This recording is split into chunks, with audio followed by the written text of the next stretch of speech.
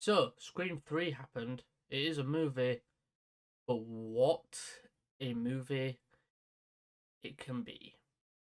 So, today I'll be doing another movie review for you guys of Scream 3, ending off the original trilogy of movies. Scream 3, directed again by Wes Craven, who, you know, had one more movie in the franchise up his belt before he sadly passed away.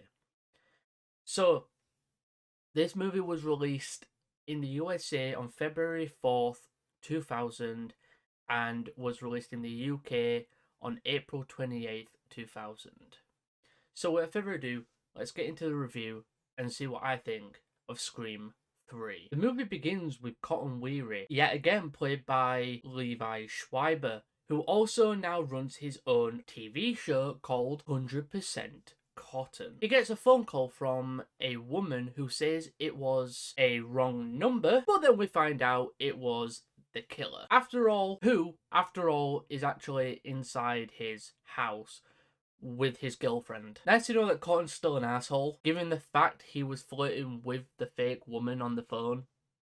Yeah, what a dick. While Cotton is on his way home going over the speed limit, his girlfriend is attacked by the killer, who at one point sounds like Cotton. I don't know how, but we will just get to that in a moment.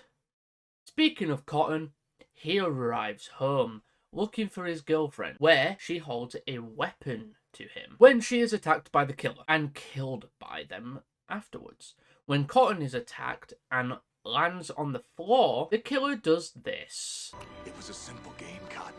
You should have told me where Sydney was. Now, you lose. Wait. That's the voice changer? And yeah, apparently he has a voice changer that can make him sound like anybody. That's not how voice changers work. By the way, that voice changer is definitely way more advanced. I don't understand where you got that from. One, that's not how voice changers work, because they can't make you sound like somebody else.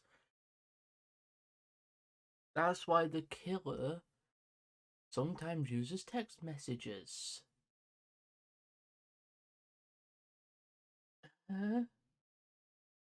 Okay, moving on. Next up, we meet the one and the only Sydney Prescott, played again by Neve Campbell, who is now living in a house on top of a mountain where she is working as a crisis caller counsellor, helping those in need. After that, we meet Gail Weathers, again played by Courtney Cox, who after doing this lecture meets a cop named Detective Kincaid, played by Patrick Dempsey, who shows Gail a picture of Sydney's mother that was left at the scene of Cotton's murder. Next up, we end up in Hollywood, where we meet John Milton, played by Lance Henriksen, who is a movie producer and is working on Stab 3. And we also meet Stab 3's director, Roman Bridger, played by Scott Foley. Then there's this scene. Detectives, there's no reason to presume that Cotton's death had anything to do with this movie, is there? He was making a movie called Stab.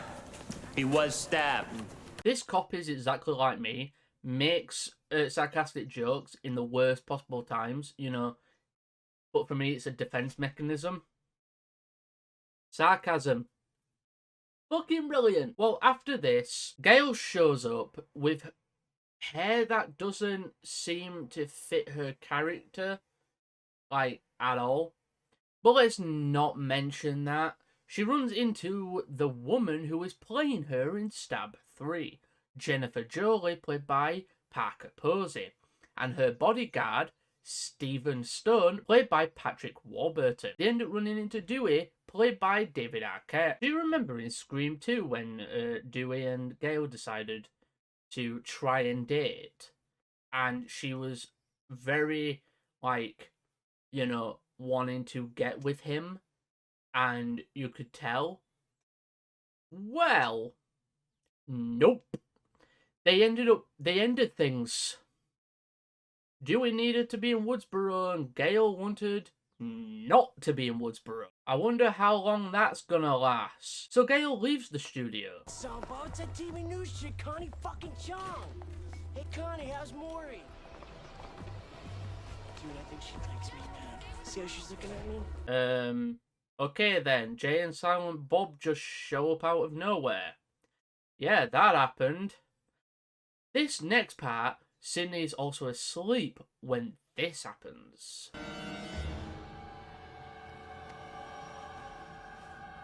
Sid, come here. Mother needs to talk to you. That is the most scariest thing in this entire movie and into this entire franchise as a whole, is the fact that the fucking nightmares of Sydney's mother. Like, I've got to say, props to the creators, because damn, that was crazy. So we end up back at the movie studio where Sarah Darling, played by Jenna McCarthy Wahlberg, who is looking for Roman. So she looks around Roman's office until she gets a phone call from Roman on his own office phone. I'm not happy that I'm 35 playing a 21-year-old. I'm not happy that I have to die naked. And I'm not happy that my character is too stupid to have a gun in the... She doesn't like her part at all in Stab 3, given that she's the person who dies second in the movie. So, her and Roman go through the script, and as it should be... What movie? My movie. And it's called Sarah Gets Skewered Like a Fucking Pig. Still. Yes, it was the killer all along. Again, voice changer. Even though, given who the killer is, doesn't need a fucking voice changer. Later on, though, I'm just going to say something. So look out for that. But she runs away and ends up hiding in a room of hung up Ghostface costumes. And of course,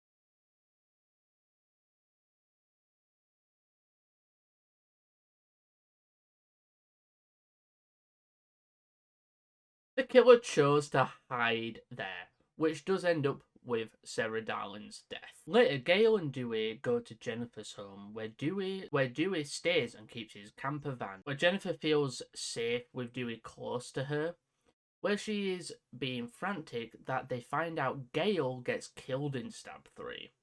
Next up, Sydney gets a phone call from the killer, using her mother's voice to scare her out of hiding.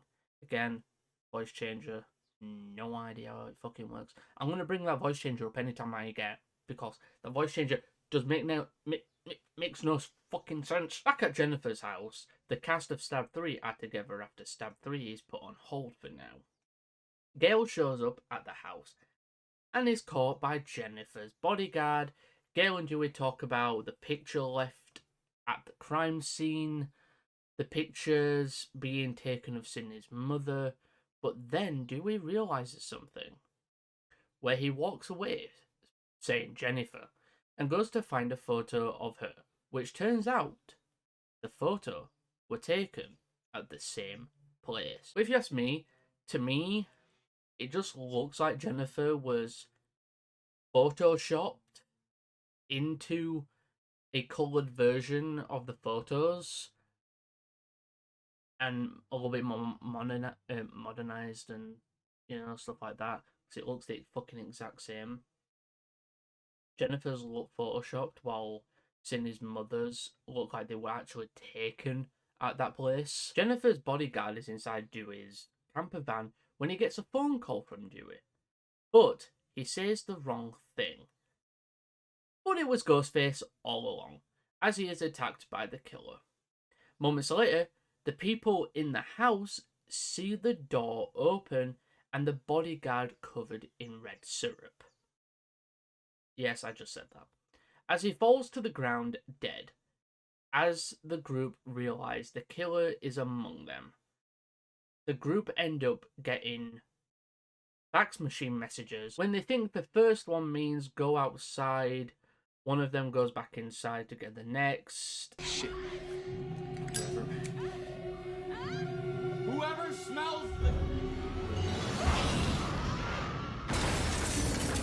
Gotta admit, never seen Ghostface blow somebody up and kill them. That right there was an amazing kill. Props. Why the fuck did he go back inside? The next day, Dewey is at the police station when he has a confrontation with Detective Kincaid. When he walks to the front desk to phone Sydney. As she just ends up there anyway, she meets Kincaid where...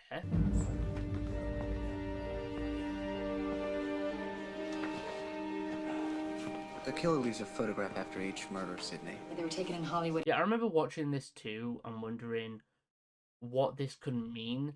But when you do realise it isn't all that big of a surprise. Gail, Dewey and Sydney end up at the movie studio where they get a jump scare from Randy's sister, Martha Meeks, played by Heather Matarazzo, who has a videotape for them from her brother, Randy, who made it just in case he died in Scream 2. Why did I point up another finger when I could have just done this? Idiot. And there was a third Ghostface killing spree. Yeah, he made the videotape just in case.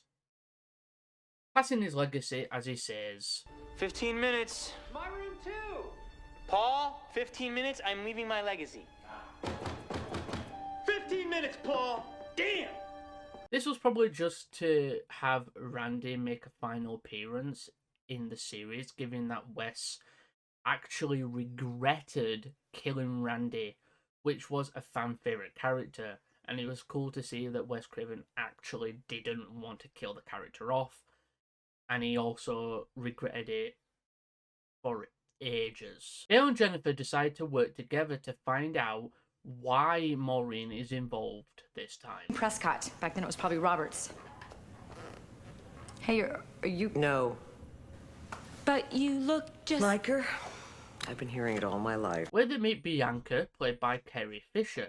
Yeah, this is a funny scene, as Jen and Gail do point out the resemblance, and she makes a joke about herself. I was up for Princess Leia. I was this close. So who gets it? The one who sleeps with George Lucas. Got to say, hearing Carrie Fisher insult herself like that really shows how talented she was as an actress.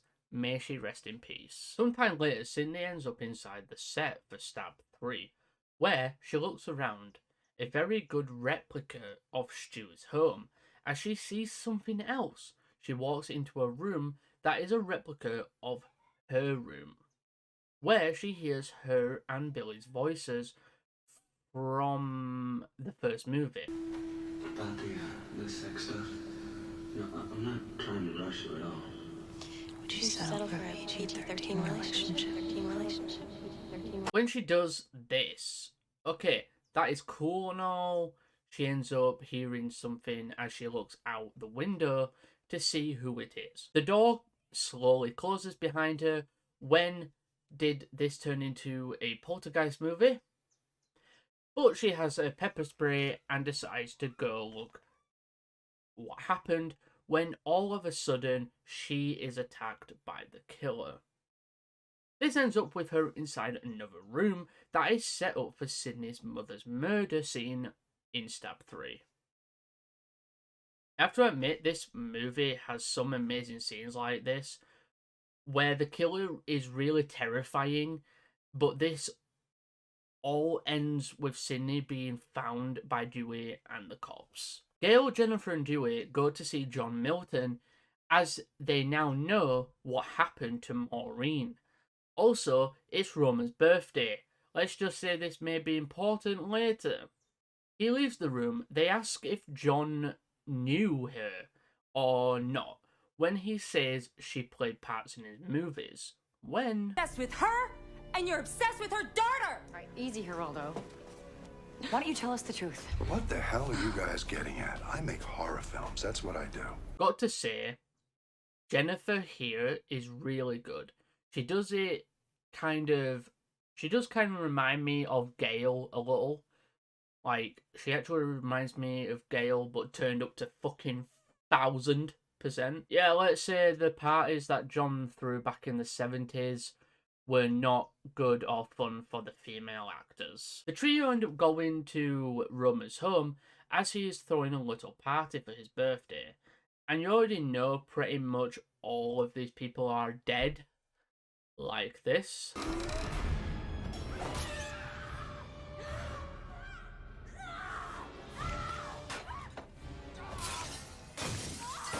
I just want to say, the woman who's playing Sydney in Stab 3 is super suspicious.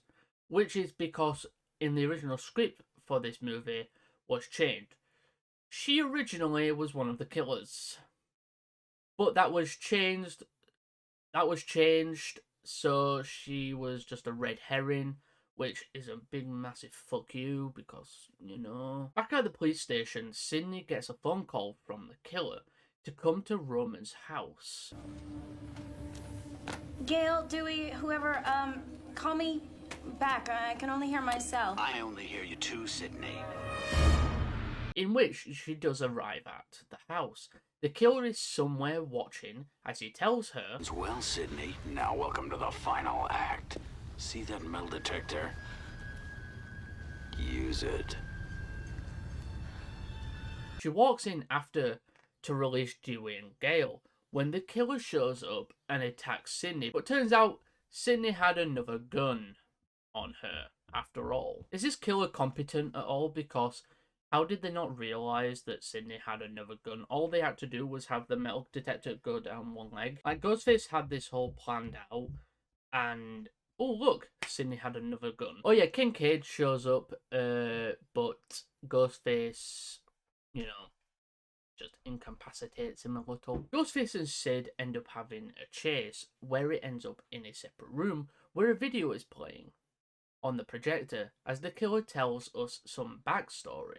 I searched for a mother, too. An actress named Rena Reynolds. Tried to find her my whole life. And 4 years ago, I actually tracked her down. Yeah, it turns out Maureen got pregnant from one of the Milton parties where she got pregnant and she gave the baby away. But who in the hell is this? And is this another Mickey situation? Roman Bridger, director. And brother. She slammed the door in my face, Sid. She said I was Rena's child and Rena was dead. Oh, it's Roman Bridger. Okay, sure, why not? Also, it's Sid's half-brother. It says that this whole time, he directed Billy into killing Sid's mother. Yeah, Roman's just a big massive asshole. He does kill John Milton, too, which I've got to say, John Milton were a dick anyway. Roman wants to blame the recent murders on Sydney while Dewey and Gail are trying to get into the room. This leads to Sydney sneak attacking on Roman, who seems to die. Yeah, I wonder how that will go.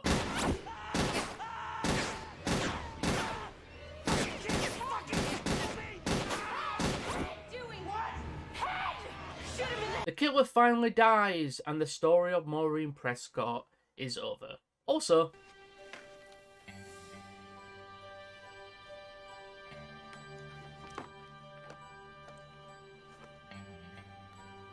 yeah, Dewey and Gail decide to get married. It's about fucking time if you ask me. And also Kincaid is here too, where ending on Sydney looking at the door, knowing everything will be okay, and no longer needs to be in isolation. So what do I think of Scream 3? To me, this movie has some good parts. It's just couldn't see Roman as the only killer, since there are moments where you think there is definitely two killers originally. Speaking of Roman, why doesn't he ever meet Sydney? Before the final act of the movie, in Scream 2, it made a lot of sense why she wouldn't meet Billy's mother, because she would have instantly known who Billy's mother was and would have instantly, you know, connected the dots and gone, yep, killer. And yeah, that made sense. But here, Sydney and Roman have no connection at all. They have no connection other than the movies. So them two meeting each other doesn't it'd hear anything. She wouldn't fucking know him. And yeah, never met him outside the Ghostface costume. But yeah, this is my least favorite movie of the franchise, but it does have some good moments that I enjoy. But I will be giving this movie a 6 out of 10. So yeah, everybody, hope you enjoyed my movie review of Scream 3. I'm kind of getting better at reviewing films this way. Trying to do my review parts a little bit, you know, downward. I'm still trying to work out some kinks. If you realise why there's, like, you know, I've still got my picture, my theatre picture, and if you see some distortion on the movie, it's because when I did my Scream 2 review, I got a copyright claim, and it ended up being blocked in Canada, of all places. Like, that was the only country it was blocked, in Canada. And yeah, so what I did was I took down the video, re-edited it, and I added some stuff so that it was edited enough that it wouldn't get a copyright claim, and that it was under fair use, obviously. So it was under fair use a little bit more. So if it's on this one as well, that is the reason why. But I hope you guys will enjoy today's video. Hope you did. Don't forget to like, comment, share, subscribe, and all that good stuff. Go to follow us on all of our social medias. And I'll see you horror fans later. Whatever you do, don't fall asleep. Have you checked the children? I am the devil, and I am here to do the devil's work. We all go a little mad sometimes. Hi, I'm Chucky. Wanna play?